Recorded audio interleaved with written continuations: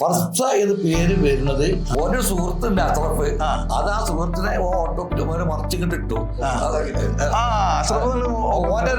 പിന്നെ പഴയൊരു സുഹൃത്തുണ്ട് ചെറുപ്പം മുതലേ, ആ സുഹൃത്തിന്റെ പേര് മറിച്ചിട്ടിട്ട് അഷ്റഫ് ഇല്ലെന്ന് ഫർസ എന്നാക്കിയിട്ടാണ് ആ കാലത്ത് അത് സ്റ്റാർട്ട് ചെയ്തത്. ഇതൊക്കെയാണ് നമ്മൾ ഫർസയുടെ പില്ലാസ്. സെൻട്രൽ പള്ളിയുടെ തൊട്ടടുത്തുള്ള ഫർസയിൽ അവിടെ എപ്പോഴും സ്ഥിര സാന്നിധ്യം ആളുണ്ടാവും എന്നുള്ള വെള്ള ഷർട്ടും വെള്ള പിന്നെ തുണിയൊക്കെ എടുത്തിട്ട് ആളുകളെ വെൽക്കം ചെയ്യാനും. ഇപ്പൊ ഏതെങ്കിലും ഒരു സീറ്റിൽ ഒരാളെങ്ങാനും അല്പസമയം വൈകിയാൽ ആൾ ഓടി വരും. എന്താ നിങ്ങൾക്ക് എവിടെയാണ് എന്താണ് ഫുഡ് എന്താ കിട്ടിയില്ലേ? എന്താ വെച്ചാൽ ബി ടീം എന്ന് പറഞ്ഞ കുട്ടികളുണ്ട്, ഇവരുടെ സെക്കൻഡ് ജനറേഷനാ മോളത്തിന്റെ മകൻ, ഇവന്റെ 2-3 മക്കള്. ഇവര് ഫുൾ ടൈം ഓരാണ്. പിന്നെ ഓരെന്താ വെച്ചാൽ പുതിയൊരു ഹോട്ടലിൽ തുടങ്ങിയാൽ അവിടെ പോവും, ഒന്നിച്ച് ടീമായിട്ട് പോവും, അവിടെ പോകും, ഭക്ഷണം കഴിക്കും, അവിടെ ശുചിവിവരങ്ങൾ അറിയും, ഇവിടെ നടപ്പിലാക്കാൻ ശ്രമിക്കും. അങ്ങനെ വളരെ ആക്റ്റീവായിട്ട് ഒക്കെ ഒരേ പ്രായത്തിലാണ്. ഓരോ സെക്കൻഡ് ജനറേഷൻ വേറെ ചെയ്യാൻ നമ്മൾ സെൻട്രൽ പള്ളിനോട് ചേർന്നിട്ടുള്ള ഇപ്പോഴത്തെ ഫർസ അല്ലേ, ആ ഫർസന്റെ അവിടെ തന്നെ. ആ കാലഘട്ടത്തിൽ അവിടെ സുബഹി നമസ്കരിക്കാൻ വരുന്ന ആളുകൾക്ക് ഒരു ചായ കൊടുക്കുക, അതാണ് മെയിൻ ലക്ഷ്യം. അതൊക്കെ മക്കൾക്ക് കയറിയിരിക്കാനുള്ള നമ്മളത് എന്ന് പറയാനുള്ള ഒരു ഇരിപ്പ് ഉണ്ടാക്കാൻ സാധിച്ചു എന്നുള്ളതാണ്. അതോടൊപ്പം തന്നെ ഒട്ടനവധി കുടുംബങ്ങളുടെ ജീവിത മാർഗമായി ഏറ്റവും വലിയ കാര്യം.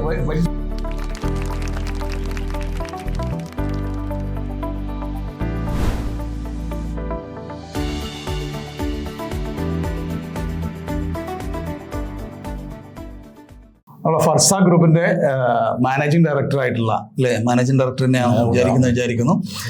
ഫർസ ഗ്രൂപ്പിന്റെ ചെയർമാനായിട്ടുള്ള ഇ.കെ. ചെറി, അദ്ദേഹമാണ് നമ്മുടെ കൂടെ എന്നുള്ളത്. അദ്ദേഹത്തിന്റെ സഹോദരൻ ആരൊക്കെയാണെന്നുള്ളത് എനിക്ക് തോന്നുന്നു ഞാൻ പരിചയപ്പെടുത്തുന്നതിനേക്കാൾ നല്ലത് ചെറിക്കാക്കനാണ്. എല്ലാവരും ഒന്ന് പരിചയപ്പെടുത്തുകയാണെങ്കിൽ അടിപൊളിയാവും. ഓക്കെ, നിങ്ങളെ കൂടെ ആരൊക്കെയാണ് നമ്മുടെ ഫർസയുടെ പില്ലാസ് ആരൊക്കെയാണ്? ഒന്ന് മെയിനായിട്ട് തന്നെ അനിയൻ മൊയ്തീൻകുട്ടിയാണ്. സംബന്ധിച്ചോളം പറയുകയാണെങ്കിൽ നേരെ താഴെ അനിയൻ, നേരെ താഴെയാണ്. ഓരോ എപ്പോഴും പിന്നെ എന്ന് വെച്ചാല് ഈ ആഡംബരമായ കെട്ടിടങ്ങൾ നിർമ്മിക്കുക, അതിലേക്കാണ് പുള്ളിയുടെ ടേസ്റ്റ് വരാതാണ്.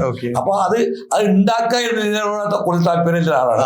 അതിന്റെ പ്രവർത്തനം ഇതിന്റെ ഭാഗമാക്കാതൊക്കെ മിക്കവാറും അതിന് ഇപ്പൊ എറണാകുളത്ത് ഒരു വർക്ക് നടക്കുന്നുണ്ട്. ഇപ്പൊ എറണാകുളത്ത് ആ വർക്ക് അവിടെ തന്നെ ഉണ്ടാവാറ് മുമ്പില്. ആ വർക്ക് അവിടെ തീരുന്ന വെച്ചാൽ പിന്നെ ആലിച്ചോട് എന്ന സ്ഥലത്താണ് അവിടെ വർക്ക് നടന്നു കൊടുക്കുന്നത്.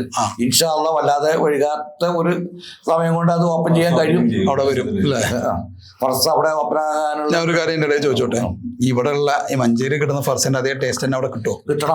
അതാണല്ലോ. കാരണം നമ്മളെ സംബന്ധിച്ചിടത്തോളം അവിടെയാണ് ഞാൻ ചോദിച്ചിട്ടുണ്ടല്ലോ, ആദ്യം നമ്മൾ എവിടെ ഫർസ് തുടങ്ങുമ്പോഴും ആദ്യം ഇവിടെ വന്ന് ഇവിടുത്തെ ട്രെയിനിങ് കഴിഞ്ഞ ശേഷം സ്റ്റാഫിനെയാണ് വിട്ടു. അതെനിക്ക് ഫീൽ ചെയ്ത്. ഞാൻ ഇടക്കരക്കാരനാണ്. ഞാൻ രാവിലെ ഇവിടുന്ന് പിന്നെ ഇടക്കരക്ക് പോകുന്ന സമയത്ത് ബ്രേക്ക്ഫാസ്റ്റ് മിക്കവാറും അവിടുന്ന് കഴിക്കാറ്. പിന്നെ എന്താ പറയാ, നിലമ്പൂരിൽ നിന്ന് എനിക്ക് മനസ്സിലായിട്ടുണ്ട് ഈ സെയിം ടേസ്റ്റ് തന്നെയാണ്, അതായത് മഞ്ചേരിയിൽ അതേ ടേസ്റ്റ് തന്നെയാണ് നിലമ്പൂരുള്ളത് എന്നുള്ളത് നമുക്ക് ബോധ്യം വന്നിട്ടുണ്ട്. നമ്മളിവിടെ കടയുന്നതാണ് ആദ്യം, മിക്കവാറും ഇവിടെ കടയുന്നതാണ്. ട്രെയിനിങ് കഴിഞ്ഞിട്ടാണ് പിന്നെ അങ്ങോട്ടൊക്കെ പോകണം എല്ലാ സ്ഥലങ്ങളും. അവിടെ ഉണ്ടാവൂലേ?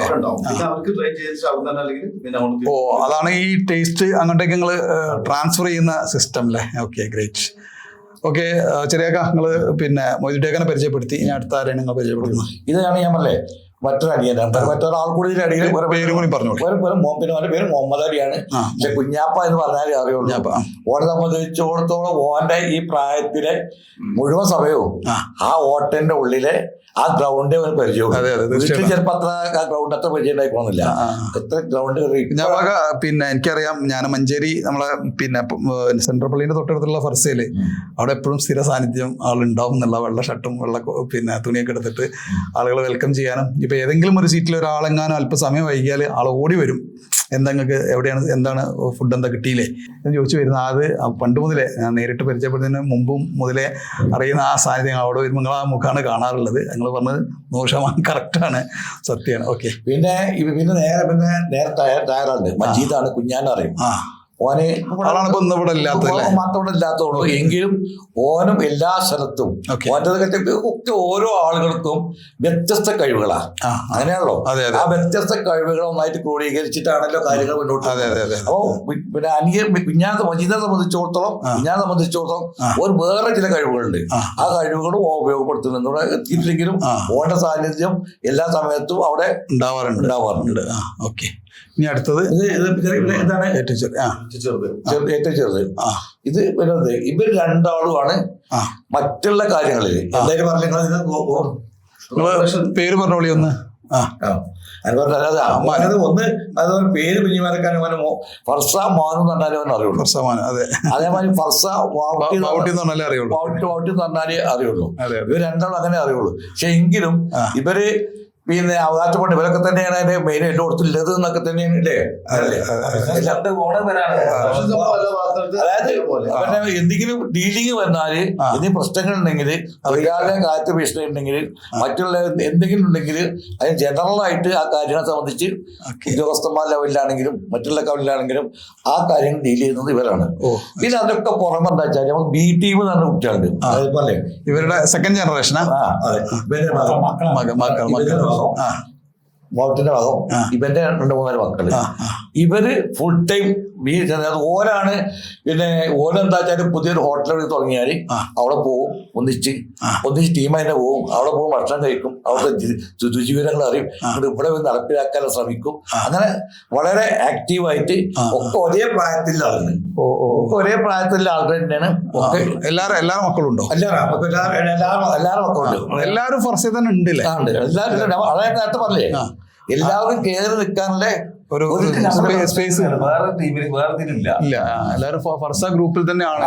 പിന്നെ ഇവന്റെ മക്കൾ മാത്രം ഫർസ. പിന്നെ വെച്ചാൽ ഇതില് നമ്മളെ സംബന്ധിച്ചിടത്തോളം നിങ്ങൾ ശ്രദ്ധയിൽപ്പെട്ടിട്ടുണ്ടാവോ, പിന്നെ ഒരാള് പിന്നെ കോട്ടക്കല് സൈൻ അവിടെയാണ് ഒരു മകൻ ഉള്ളത്, രണ്ടാമത്തെ മകൻ. മറ്റ് 3 ആളും അധികവും സ്വന്തമായിട്ട് വില്ലേജിലാണ്, വർക്കിലാണ് അവർ എടുക്കുന്നത്. എങ്കിലും അതോടൊപ്പം ഹോട്ടലുമായിട്ടുള്ള എല്ലാ കാര്യങ്ങളിലൊക്കെ അവർ പങ്കാളിത്തം ഉണ്ടാവും. പിന്നെ അതിന്റെ ഇടയിൽ കൂടെ ഒരു ടെക്സ്റ്റൈൽസ് രംഗത്തില്ലേ എന്തായാലും പറയുന്നത് കണ്ടിട്ടുണ്ട്. ഞങ്ങൾ പോലുണ്ട് അവിടെ സൈലോർ. അത് നമ്മൾ സൈലോർ മക്കള് മോളൊക്കെ പോകാറുണ്ട്. പറഞ്ഞുകൊണ്ടെന്ന് വെച്ചാല് ഒരു പിന്നെ അള്ളാഹുവിന്റെ ഒരു കരുണ കൊണ്ടാണ്, അനുഗ്രഹം കൊണ്ട് എങ്ങനെ പറയാറിയില്ല, ഒരു ആ ഈ കൂട്ടായ യോജിപ്പുണ്ടല്ലോ. ആരും സ്വന്തം ഇഷ്ടപ്രകാരം ഒന്നും ചെയ്യില്ല. ഒക്കെ പരസ്പരം കൂടി ആലോചിച്ച് ചോദിച്ചിട്ടെ ചെയ്യുള്ളൂ. ആര് ചെയ്യാണ്, ഏത് ബി ടീമാണ്. ഇപ്പൊ എന്താ വെച്ചാൽ ഇപ്പൊ മക്കളൊക്കെ കൈകാര്യം ചെയ്യുന്ന അവരൊക്കെ ഇപ്പൊ എന്താ ഇടക്കിടക്ക് ഞങ്ങളൊക്കെ പുറത്ത് പറഞ്ഞേക്കാൻ തോന്നും. ഞങ്ങളൊക്കെ നാട് കണ്ടു വരാനല്ലേ ഞങ്ങളെ പ്രസ് ചെയ്തിട്ട് ഇങ്ങനെ വിടും. അപ്പൊ അവിടെ ഓരോ ഇതാവും. ഞങ്ങൾ 5 ആൾ ഇങ്ങനെ പോകും. ഇപ്പൊ ഇങ്ങനെ അപ്പോഴാണ് നിങ്ങൾക്ക് ഖത്തറിൽ തുടങ്ങാനൊക്കെ ഉള്ള ഒരു ചിന്ത വരണമെന്നുണ്ടെങ്കിൽ നിങ്ങൾ അവിടെ പോകുമ്പോഴാണ് അതൊക്കെ തുടങ്ങിയത്.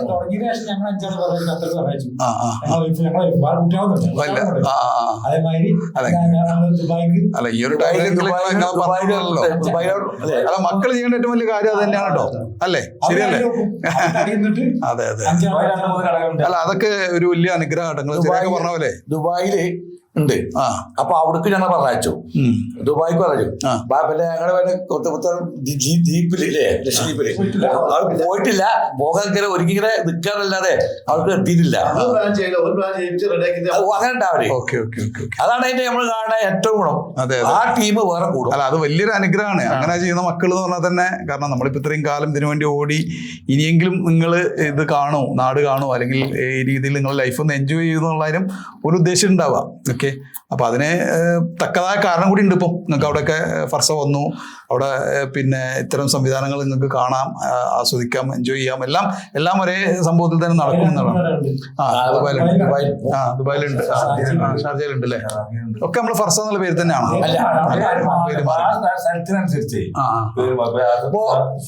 സൗദിയില് പിന്നെ നമ്മള് പിന്നെ അവിടെ ഉണ്ട്. പക്ഷെ എന്താ വെച്ചാൽ അതൊക്കെ നമ്മൾ വെച്ചാല് അതില് പിന്നെ ഒരു ചെറിയെന്ന് വെച്ചാല് ഇവന്റെ മകന് പിന്നെ ഒരു മകനല്ലേ അവന്റെ പിന്നെ ഭാര്യയുടെ ഉപ്പ ഇവരൊക്കെ പുറത്താണ്. അപ്പൊ അവരും കൂടി ലിങ്ക് ചെയ്തുകൊണ്ടാണ് അവിടെ പോകുന്നത്. അപ്പൊ അതുകൊണ്ടാണ് നമ്മൾ അവിടെ തന്നെ. അവിടെയൊക്കെ ഞങ്ങള് എല്ലാ നമ്മളെ ഫാമിലി കുറെ ആളുകള് ഇതിനകത്ത് ഉണ്ടല്ലോ. അതുപോലെ സെക്കൻഡ് ജനറേഷൻ നമുക്ക് വേറെ ചെയ്യാൻ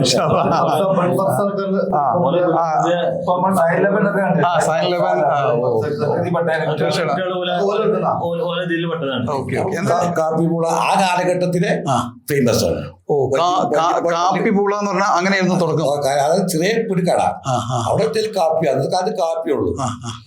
അതായത് ഏകദേശം എന്ന് പറഞ്ഞാൽ അത് വരുന്നത് പറയുമ്പോ നമ്മൾ ഈ നാളികേരം കഷ്ണാക്കിയിട്ട് VIP വീട്ടിൽ കൊണ്ടുപോകുന്ന ഒരു കാലഘട്ടം ഉണ്ടല്ലോ, അതായത് വെള്ളിയിറക്കണേ ആ കാലഘട്ടത്തില് അത് പിന്നെ നമ്മളെ കാലത്തൊക്കെ വല്യപ്പൊക്കെ വീട്ടിൽ നമ്മൾ ഈ മറ്റേ പുതിയമാനം കുത്തിവെച്ചിട്ട് അതും കാപ്പി കൊടുക്കുന്ന ആ ഒരു കാലഘട്ടം.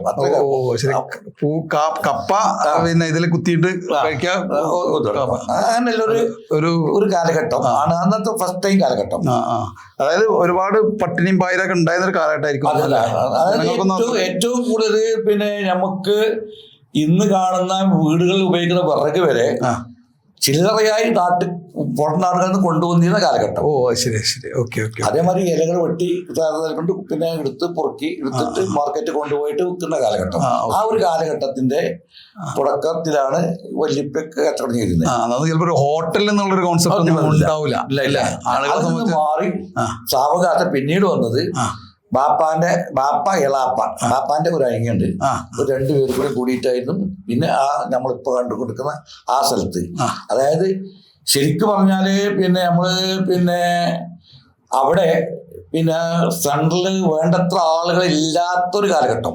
നമ്മളെ സെൻട്രൽ പള്ളിയോട് ചേർന്നിട്ടുള്ള ഇപ്പോഴത്തെ ഫർസ അല്ലേ, ആ ഫർസന്റെ അവിടെ തന്നെ. ആ കാലഘട്ടത്തിൽ അവിടെ സുബഹി നമസ്കരിക്കാൻ വരുന്ന ആളുകൾക്ക് ഒരു ചായ കൊടുക്കുക, അതാണ് മെയിൻ ലക്ഷ്യം. കാരണം അതിലൊരു ഉദാഹരണം പറയുകയാണെങ്കിൽ നമ്മളിപ്പോ അവിടെ നമുക്കത് അങ്ങനെ മുന്നോട്ട് കൊണ്ടുപോകാൻ കഴിയില്ല. കാരണം നമുക്ക് വാടകയും കാര്യം ഒത്തുപോകുന്നില്ല എന്നൊരു സാഹചര്യം ഉണ്ടായ ആ കാലഘട്ടത്തിൽ കാം ബഹദൂർ വൈദ്യ കുട്ടിക്കുരുക്കള്, അതായത് ഏകദേശം വർഷം പറയണേ, വർഷം കൃത്യമായിട്ട് ഇപ്പൊ വെച്ചാൽ നമുക്ക് അങ്ങനെ എടുത്തു പറയാൻ കഴിയില്ല. നിങ്ങളിപ്പോ പറഞ്ഞുകൊണ്ടിരിക്കുന്നത് ഉപ്പാന്റെ കഥയാണ്. എന്റെ ഉപ്പാന്റെ കഥ. അതായത് ഞങ്ങളിപ്പോ ഒരു ഉദാഹരണം ഒരു 60 1956 ഞാൻ എന്റെ ഡേറ്റ് ഓഫ് ബർത്ത് 52 ഞാൻ 60 കാലഘട്ടത്തിൽ ഞാൻ മദ്രസയിൽ പോകുന്ന കാലഘട്ടം മുതൽക്കന്നെ ഇതിലുണ്ട്. ഈ ബിസിനസ് വാപ്പാന്റെ ബിസിനസ്സാണ് നിലനിൽക്കുന്നുണ്ട്. അന്ന് ഈ പേരിട്ടിരുന്നു നമ്മള് ഫർസ എന്ന് പേര് വരുന്നത് നമ്മളെ പാണ്ടിക്കാരോടുള്ള മറ്റേ സ്റ്റാൻഡിലെ വെച്ചുകൂട്ടി വന്നല്ലേ ആ സ്റ്റാൻഡ് വന്നല്ലോ ഒരിക്കലും, മറ്റേ സീജാജ് സ്റ്റാൻഡ്. ആ സീജാജ് സ്റ്റാൻഡ് വന്നപ്പോൾ ഡെവലപ്പ് ചെയ്തത് ആ സമയത്താണ് പേരിട്ട് കിട്ടുന്നത് അല്ലേ. ആ സമയത്താണ് ഞങ്ങളവർക്ക് ഫർസ എന്ന് പേരിടാൻ ഒരു കാരണം. അതൊരു ഓനാണ് അതിന്റെ ഫർസ എന്നുള്ള പേരിട്ടത്. അതായത് ഒരു സുഹൃത്തുണ്ട് അഷ്റഫ്, അത് ആ സുഹൃത്തിനെ മറിച്ചിട്ട് ഇട്ടു. പിന്നെ പഴയൊരു സുഹൃത്തുണ്ട് ചെറുപ്പം മുതലേ, ആ സുഹൃത്തിന്റെ പേരിനെ മറിച്ചിട്ടിട്ട് അഷ്റഫ് ഇല്ലെന്നെ ഫർസ എന്നാക്കിയിട്ടാണ് ആ കാലത്ത് അത് സ്റ്റാർട്ട് ചെയ്യേണ്ടത്. പലരുടെയും വിചാരം, പല ആളുകളുടെയും വിചാരം നിങ്ങളാരുടെ മകളുടെ പേര്. അത് പിന്നീട് ഹോട്ടലിലെ പേരിട്ട് മകൾക്ക് കിട്ടും. പിന്നെ മകനൊക്കെ ആയി മാറി. നിങ്ങളെ മകൻ ഫർസാന മകളെ പേര്. നിങ്ങളാണോ എടുത്തത്? ആ പേര് നിങ്ങൾ എടുത്തു. ശരി, നിങ്ങളെ പേരാണ്. പിന്നെ വേറെ ആ ഹോട്ടലിനെ പൂർണ്ണമായ ഡെവലപ്പില് എത്തിക്കുന്നത് ത്യാഗം ചെയ്യുന്നത് വ്യക്തി തന്നെയാണ്. ശരി. അന്നും അർഹത ഉണ്ടാ പേരല്ല, അന്നും ഇന്നും. ശരി, അറിയാം അവിടെ. അതെ, അന്നും ഇന്നും ആ ഹോട്ടലിനെ എന്താക്കുന്നത്. ഞങ്ങളൊക്കെ വൈവോക്കറായിട്ട് തന്നെ അവിടെ ഉണ്ടാവില്ല എന്നുള്ള ഒരു പോക്കിൽ അങ്ങനെ പോകും. പക്ഷെ ആ കാലഘട്ടത്തില് നമ്മൾ വെച്ചാല് നമ്മള് എന്റെ ഇടയ്ക്ക് നമ്മൾ ജോലിക്ക് പോകും. ഹോട്ടലിൽ മാത്രം എല്ലാവർക്കും നിൽക്കാനുള്ള ഏർപ്പാടില്ല. നിൽക്കാനുള്ള ചുറ്റുപാടൊന്നുമില്ല. അപ്പൊ അതുകൊണ്ട് അവിടെ അതങ്ങനെ പോകും. അങ്ങനെ അത് അവിടെ അങ്ങനെ മാറി വന്നതിന് ശേഷമാണ് പിന്നെയാണ് നമുക്ക് അവിടെ പിന്നെ നമ്മൾ നേരത്തെ പറഞ്ഞതുപോലെ ഇത് വാടക വരെ കൊടുക്കാൻ പറ്റാത്തതുകൊണ്ട് ഒഴിഞ്ഞു പോയ തിരക്കുള്ള എന്നൊരു അഭിപ്രായം നമുക്ക് വന്നതാണ് ആ കാലഘട്ടത്തിൽ. അപ്പൊ ആ സമയത്ത് കാമോദർ വൈദ്യൻകുട്ടി കുരുക്കള് അയാളടുത്ത് നമ്മൾ പോയിട്ട് അയാളുടെ കെട്ടിടം. അപ്പൊ അയാളോട് നമ്മൾ പറഞ്ഞു നമുക്ക് ഇത് മുന്നോട്ട് കൊണ്ടുപോകാൻ കഴിയില്ല എന്ന് പറഞ്ഞിട്ട് താക്കോൽ കൊണ്ടുപോയി കൊടുത്താൽ ഞാനാണ്. അപ്പൊ അദ്ദേഹം ചോദിച്ചു എന്താ സംഭവം എന്ന് ചോദിച്ചു. നമുക്ക് വാടക തരാന് കഴിയുന്നില്ല, ഒക്കുന്നില്ല എന്നപ്പോ പറഞ്ഞു. അത്രയുള്ള പ്രശ്നം എന്ന് വെച്ചു. ഞാൻ താക്കോൽ കൊണ്ടുപോയി തുറന്നു. കട നടന്നോട്ടെ, ചായ. ഞാൻ വെള്ളിയാഴ്ച ദിവസം ഒരു വഴിയുണ്ട് അവിടെ. അന്ന് വെള്ളിയാഴ്ച മാത്രമെന്നൊക്കെ വരുള്ളൂ മൂപ്പറൊക്കെ കാമോദർ വൈദ്യൻകുട്ടി. ആ വഴി ഒന്ന് അടിച്ച് വൃത്തിയാക്കുന്ന പണികൾ ചെയ്യണം. ഇത് കച്ചവടങ്ങൾ തൊണ്ടുപോയി കൂടിയാണ്. അങ്ങനെ ഞാൻ പറഞ്ഞുകൊണ്ട് വരുന്നത് ആ ഒരു കാലഘട്ടത്തിൽ മാറി അത് വലിയൊരു അനുഗ്രഹമായിട്ട് വന്നത് നമ്മൾ പിന്നെ എങ്ങനെ വന്നതിന് ശേഷം ഈ റെസ്റ്റോറൻ്റ് ഉണ്ടല്ലോ, ഈ റെസ്റ്റോറൻറ്റ് സംബന്ധിച്ചിടത്തോളം ഒരു പിന്നെ ഐഡിയൊക്കെ ഒരു ശരിക്കും പറഞ്ഞാൽ ഒരു അറ്റ ഇത് എന്ന് വെച്ചാൽ ഒരു എടുത്തുകാട്ടായി പോയി. കാരണം വെച്ചാൽ നടക്കാച്ചാല് അത് ചിന്തായിട്ടില്ലായിരുന്നുവെങ്കിൽ ഇന്നുള്ള ഒരുപാട് ചെറുപ്പക്കാർ നമ്മുടെ കുട്ടികള് മക്കള് പേരക്കുട്ടികള് ഇവരൊക്കെ മക്കളുണ്ടല്ലോ, ഇവർക്ക് എല്ലാവരും കൂടെ ആ പെർസെന്റ് ഉള്ളിൽ തന്നെ നിൽക്കേണ്ടി വരുമായിരുന്നു. അതിന്റെ ഉള്ളിൽ തന്നെ മാത്രം ഒതുങ്ങും. ആ ഒരു കാലഘട്ടത്തിൽ ഇങ്ങനെ ഒരു ബുദ്ധി വന്ന് അതും പിന്നെ ഇവരൊക്കെ സ്ഥലമൊക്കെ എടുത്ത് അതിൽ ആരംഭിച്ചോട് കൂടിയിട്ട് ഒരു വിഭാഗത്തിന് അങ്ങനെ മാറിയോട് കൂടിയിട്ട് എന്തായി ഈ ഹോട്ടല് സ്വന്തമായി. അതല്ലായിരുന്നുവെങ്കിൽ എന്താണ് ഇതെല്ലാവരും ഉപജീവന മാർഗമായിട്ട് അതിന്റെ ഉള്ളിൽ ഇങ്ങനെ അതിന്റെ ഉള്ളിൽ തന്നെ ഒതുങ്ങി കൂടുന്ന ഒരു അവസ്ഥ ഉണ്ടാകുമ്പോ ഭിന്നിപ്പിനും പിന്നിക്കൊരു കാരണമാകും. അത് ഒരു വേർപ്പ് അങ്ങനെയാണല്ലോ. നമ്മൾ ഈ ചെറുപ്പക്കാർ കുട്ടികളൊന്നിച്ച് ചേർന്ന് കഴിഞ്ഞാൽ ഉണ്ടാക്കാവുന്ന ഒരു ബുദ്ധിമുട്ടുണ്ടല്ലോ ഒന്നായിട്ടാകുമ്പോ. പക്ഷെ അവർക്കൊക്കെ ഒരു മേഖല ഇങ്ങനെ റെസ്റ്റോറന്റ് തുറന്നോട് കൂടിയിട്ട് അതിലേക്കും വഴിമാറി അവരുടെ ഒരു നിലവാരത്തിനനുസരിച്ചും അവരുടെ ചിന്താഗതിക്ക് അനുസരിച്ചുള്ള സംഭവമായിട്ട് അവിടെ മാറി വന്നു. അതിന്റെ ഭാഗമായിട്ടാണ് പിന്നെ ഓരോ ഭാഗത്ത് നമ്മളിപ്പോ പിന്നെ പിന്നെ ഹൈലൈറ്റ് മാളില് ഓപ്പൺ ആക്കിയത്. പിന്നീടാണ് നമ്മൾ നിലമ്പൂരത്ത് ഉണ്ടായത്. പിന്നെ നമ്മള് ഖത്തറില് വന്നത്. പിന്നെ മാലിന്റെ ലക്ഷദ്വീപ് അല്ലേ, മാലിദ്വീപില് അങ്ങനെ ഒരുപാട് മേഖലകളിലും ഒരുപാട് സ്ഥലങ്ങളിലേക്കും കുറച്ച് എത്തിപ്പെട്ടു. നമുക്ക് അതില് 2-3 ഇതാണുള്ളത്. ഒന്ന് ഇപ്പൊ തന്നെ പറയുകയാണെങ്കിൽ നമ്മളൊക്കെ മക്കൾക്ക് കയറി ഇരിക്കാനുള്ള നമ്മളത് എന്ന് പറയാനുള്ള ഒരു ഇരിപ്പിടം ഉണ്ടാക്കാൻ സാധിച്ചു എന്നുള്ളതാണ്. അതോടൊപ്പം തന്നെ ഒട്ടനവധി കുടുംബങ്ങളുടെ ജീവിത മാർഗമായി വലിയ നമ്മളെ സംബന്ധിച്ചിടത്തോളം നമ്മൾ പറയാറെന്ന് വെച്ചാൽ ഇപ്പൊ ഒരു റമദാൻ സമയത്ത് നമ്മൾ ഒരു സകാത്ത് കൊടുക്കുന്നതിനേക്കാളും വലിയ സംഖ്യ അവരെ സംബന്ധിച്ച് അവർക്ക് കിട്ടുന്ന തൊഴിലാണ്, ആ കുടുംബത്തിനാണ്. നമ്മൾ എന്താ വെച്ചാൽ നമ്മൾ കൂട്ടായ്മയിൽ പറയുമ്പോ എന്താ പറയാ, നമ്മുടെ പണത്തിലൊക്കെ പറഞ്ഞു വെച്ചാൽ നമ്മളെ കാര്യം മാത്രമല്ല നമ്മളെ തൊഴിലാളികളുടെ കാര്യം കൂടെ പരിഗണിച്ചുകൊണ്ട് മുന്നോട്ട് പോവുക എന്നുള്ളതാണ് നമ്മളെ സംബന്ധിച്ചിടത്തോളം. നമുക്ക് ഇതിലൊരിത് ഒരു ഉദാഹരണത്തിന് ഇടക്കാലത്ത് ഒരു തൊഴിലാളി വന്ന് ജോയിൻ ചെയ്തില്ലേ കുറഞ്ഞ ദിവസം കൊണ്ടാണ് പെട്ടെന്ന് മരിച്ചത് ഹോസ്പിറ്റൽ. കുറഞ്ഞ ദിവസം കൊണ്ടാണ് മരിച്ചത്. ആ കംപ്ലീറ്റ് നമ്മളത് ഏറ്റെടുത്തു. അവസാനം മാത്രമല്ല ബോഡി നമ്മൾ ഇവിടുന്ന് അവരെ ഫാമിലി അവിടെ എത്തിച്ചു. അല്ല മാത്രമല്ല ആ കുടുംബത്തിന് അവിടുന്ന് നമ്മള് ഫ്ലൈറ്റിൽ ഇങ്ങോട്ട് കൊടുന്നു അല്ലേ, ഇവിടെ കൊടുന്ന് ചികിത്സന്റെ നമ്മള് അതൊക്കെ അഭിമാനമല്ല, അതൊക്കെ അള്ളാഹുവിന്റെ നിയോഗമാണ്. അത് നമ്മൾക്ക് അവന്റെ പ്രതികരണം കിട്ടുന്നില്ല ഒരു പ്രതീക്ഷയോട് കൂടിയിട്ടാണ് ഞമ്മളതൊക്കെ. തീർച്ചയായിട്ടും ഇവിടെയാണ് ഫാമിലിനെ കൂടെ കൊണ്ടുപോയത്. ശരി, ഓക്കെ. 1 ലക്ഷത്തിനടുത്ത് മാത്രം അങ്ങോട്ട് കൊടുത്തു ഫാമിലിക്ക്. അപ്പം ഒരു ദിവസം ആണെങ്കിലും അവരെ ഒരു ജോലിക്കാരനായിട്ട് നിങ്ങൾക്ക് കാണാൻ പറ്റി. നമുക്ക് അത് നമ്മുടെ നിമിത്താണ്, അത് അള്ളാന്റെ തീരുമാനമാണ്. തീർച്ചയായിട്ടും അത് നമ്മള് പരീക്ഷണമായിട്ട് നമ്മൾ കാണുന്നത്. നിങ്ങൾ എങ്ങനെ അതിനോട് പ്രതികരിക്കും എന്നുള്ളത് നമ്മളൊരു പ്രതികരണമായിട്ടാണ് നമ്മൾ അതിനെ കുറിച്ചൊക്കെ കാണുന്നത്. നമസ്കാരം ഉണ്ടായിരുന്നു. ശരി, ഓക്കെ.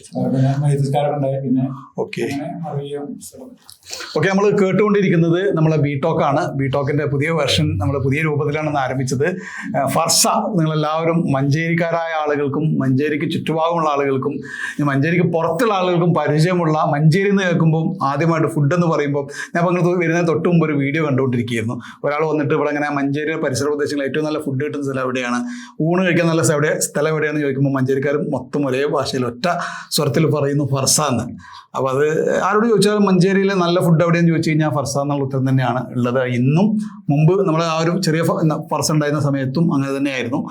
മഞ്ചേരിയിൽ ഏറ്റവും ടേസ്റ്റുള്ള ഫുഡ് കൊടുക്കുന്ന ആളുകൾ എന്നുള്ള രൂപത്തിൽ തന്നെയാണ് നിങ്ങൾ അറിയപ്പെടുന്നത്. പക്ഷേ അത് ആരാണ് ഇതിന് പിന്നിൽ ഉള്ളത് എന്നുള്ളത് പലപ്പോഴും പല ആളുകൾക്കും അറിയില്ല. മഞ്ചേരിക്കാരായ ആളുകൾക്ക് ഒരു പക്ഷേ അറിയായിരിക്കാം, പക്ഷേ പുറത്തുള്ള ആളുകൾക്കൊന്നും മഞ്ചേരിയുടെ ഈ ഫർസ എന്ന് പറയുന്ന ഈ രുചി വൈവിധ്യങ്ങളുടെ പിന്നിലുള്ള രാജാക്കന്മാരാണ് ഇപ്പം എൻ്റെ കൂടെ ഉള്ളത്. അവരുമായിട്ടുള്ള ഒരു ബിസിനസ് പറയലാണ് നമ്മളുള്ളത്. Okay, welcome back. എന്തായാലും നമുക്ക് അതിലേക്ക് വരാം. അതിന് മുമ്പ് ഞാനൊന്ന് ചോദിക്കട്ടെ, ഞാനിപ്പോൾ വരുമ്പം ഞാനിപ്പം ഈ ഇന്നൊരു സെഷൻ ഉണ്ടെന്ന് പറഞ്ഞപ്പം പിന്നെ എന്നോട് ചോദിക്കാൻ പറഞ്ഞ ഒരു ചോദ്യം, നിങ്ങളെ തന്നെ കസ്റ്റമേഴ്സ് ആയിട്ടുള്ള ആളുകൾ ചോദിക്കാൻ പറഞ്ഞൊരു ചോദ്യമാണ്. അതായത് ഇപ്പോൾ കുറേ കാലമായിട്ട് ഇപ്പോൾ ഞാനൊക്കെ ഇവിടെ മഞ്ചേരി വരുന്ന സമയത്തൊക്കെ ഇവിടെ ഒരു ഒറ്റ ഫർസേ ഉള്ളൂ, നമ്മളെ സെൻട്രൽ പള്ളിൻ്റെ അടുത്തുള്ള ഫർസ.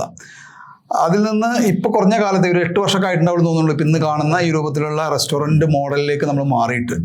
അപ്പോൾ എന്തായിരുന്നു അങ്ങനെ ഒരു ട്രാൻസ്ഫോർമേഷൻ നിങ്ങൾക്ക് പെട്ടെന്നുണ്ടായ ഒരു പ്രചോദനം എന്താണ്? എങ്ങനെയാണ് അതിലേക്ക് വന്നത് ആ ചിന്ത? അതിന് ഞാൻ നേരത്തെ സൂചിപ്പിച്ചത് കാരണം മറ്റൊന്നല്ല, നമ്മളെ ഈ ചെറുപ്പൊക്കെ തീർച്ചയായിട്ടും ഓല വളർച്ച ഒരു വളരുമ്പോൾ അവർക്ക് കൂടി ഒന്നും ആണല്ലോ, അവർക്ക് കൂടി പറഞ്ഞില്ല, അവരെ ന്യൂ ജനറേഷൻ അനുസരിച്ച് ബിസിനസ് വേണല്ലോ. ആ ജനറേഷനോട് തുല്യപ്പെടുത്തിക്കൊണ്ട് അന്ന് കണ്ടെത്തിയ സ്ഥലത്തെ പ്രകാരം ഓൻ തന്നെ ഒരു പ്ലാനും കാര്യം ചെയ്തിട്ട് തന്നെയാണ് നമ്മളത് അതിലേക്ക് വന്നത്. അതിലേക്ക് വന്ന് അതൊക്കെ ഇപ്പൊ ഒരാൾ മാത്രമല്ല, ഇവര് 8-10 ആളുകളുണ്ട് ഇതേമാരത്തൊക്കെ.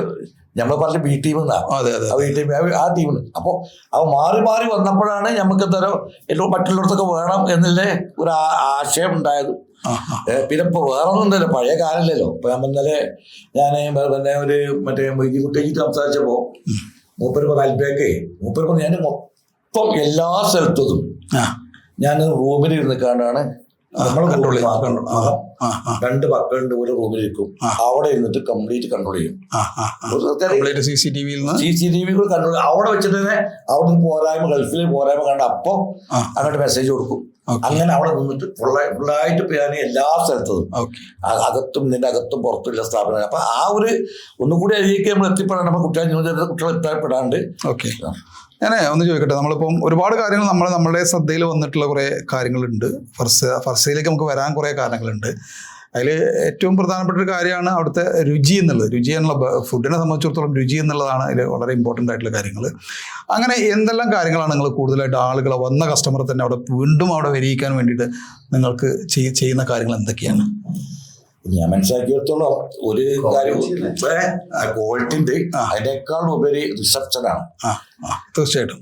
കാരണം ഒരു പുഞ്ചിരിയാണ് ഏറ്റവും വലിയ ഗസ്റ്റ്.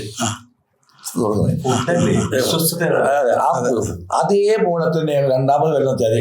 ഒരു നല്ലൊരു VIP ആണെങ്കിൽ ആരായാലും ഒരു ഹോട്ടലിൽ കയറി കഴിഞ്ഞാല് സാധാരണഗതിയിൽ നേരെ ബാത്റൂം കയ്യാൻ പോകും. എന്ന് കയ്യേറല്ല ലക്ഷ്യം, ആ ബാത്റൂമിന്റെ നീറ്റ്നെസ് എത്രത്തോളം ഉണ്ട് അത് നോക്കിയാൽ മനസ്സിലാവും.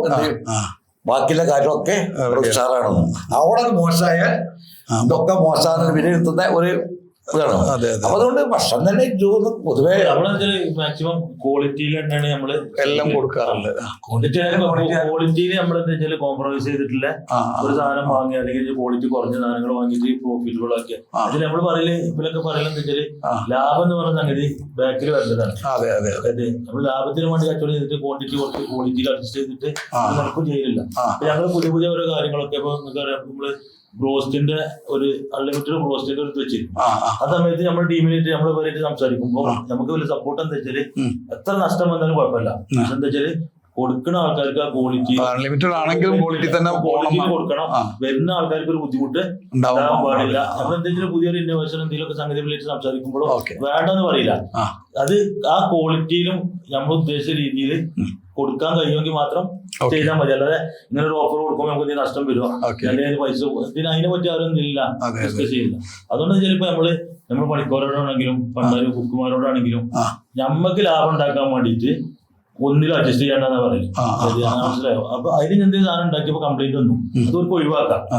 പോരാളിമാർ വരുമ്പോൾ എന്തെങ്കിലും ചീത്ത വിചാരിച്ചിട്ട് അഡ്ജസ്റ്റ് ചെയ്തിട്ട് എങ്ങനെയും ഗസ്റ്റിന് കൊടുക്കുക, ബാക്കിയുള്ള കാര്യങ്ങൾ അതൊരു നിരക്കും ചെയ്യാൻ പാടില്ല എന്നുള്ളത് തന്നെയാണ് നമ്മൾ ഒരു ഇതിലുള്ള സംഗതി. പിന്നെ ചില ഈ പറഞ്ഞ സ്റ്റാഫും കാര്യങ്ങളും മൂലൊക്കെ നമ്മൾ കൂടെ നിന്നുകാണ്ട് ഇത് ക്വാളിറ്റി തന്നെ മെയിൻറ്റെയിൻ ചെയ്ത് കൊടുക്കുക. അപ്പൊ ഓട്ടോമാറ്റിക്കലി ഉണ്ടാവും ആൾക്കാർക്ക് അതിന്റെ.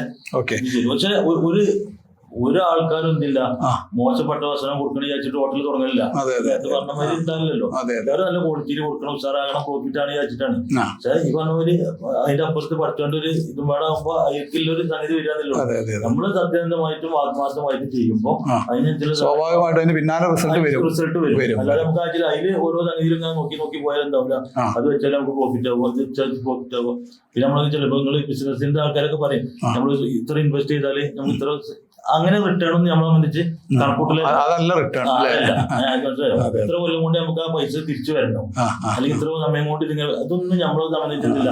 നമ്മളത് ഇൻവെസ്റ്റ് ചെയ്തു. ഓക്കെ. അതിന് പിന്നെ വരുന്ന റിട്ടേൺ എന്താ കിട്ടുക വെച്ചാൽ അത് പിന്നെ ലാഭം നിലയ്ക്ക് അതിക്ക് വരാൻ വേണ്ടിയിട്ട് നമ്മൾ എന്ത് ചെയ്യില്ല, ഫുഡിൽ ക്വാളിറ്റി. ഇപ്പൊ നമ്മളെ ആൾക്കാർ ഫുഡിനെ പറ്റി പറയും.